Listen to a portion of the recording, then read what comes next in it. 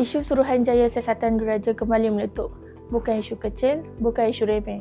Ini melibatkan dakwaan serius terhadap institusi negara dan soal kepercayaan rakyat. Desakan semakin kuat dan tekanan semakin terasa.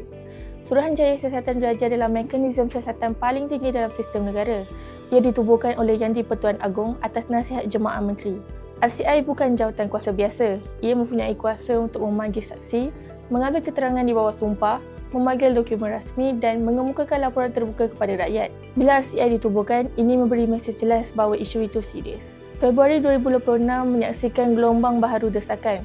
Dakwaan yang digelar sebagai isu mafia korporat dikaitkan dengan kepimpinan Suruhanjaya Pencegahan Rasuah Malaysia. Beberapa parti politik dan pertubuhan sivil menyatakan bahawa penafian dalaman sahaja tidak mencukupi dan bagi mereka hanya RCI yang benar-benar bebas boleh memulihkan keyakinan rakyat. Isu ini bukan sekadar siasatan taktikal, ia menyentuh kredibiliti institusi yang sepatutnya memerangi rasuah.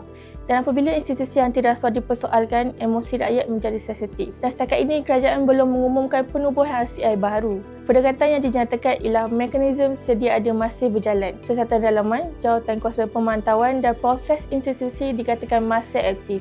Namun dalam politik, persepsi kadang-kadang lebih kuat daripada penjelasan rasmi dan di sinilah tekanan bermula. RCI bukan sesuatu yang asing. Ia pernah ditubuhkan untuk isu besar yang menyentuh kedaulatan, kehakiman dan keselamatan negara. Setiap kali RCI diumumkan, ini memberi isyarat bahawa kerajaan bersedia untuk membuka fail dan membenarkan siasatan menyeluruh. Setiap kali RCI tidak diumumkan, perbahasan tentang keterusan akan terus hidup. Rakyat mahukan kepastian. Apabila tuduhan melibatkan integriti institusi kepercayaan menjadi taruhan, RCI dilihat sebagai simbol keterusan tertinggi dan tidak menubuhkannya pula boleh dilihat sebagai langkah berhati-hati atau langkah politik. Dalam suasana ini, emosi dan persepsi bergerak seiring dengan fakta. Tiada RCI baru diumumkan, tiada panel dilantik dan tiada terma rujukan diterbitkan.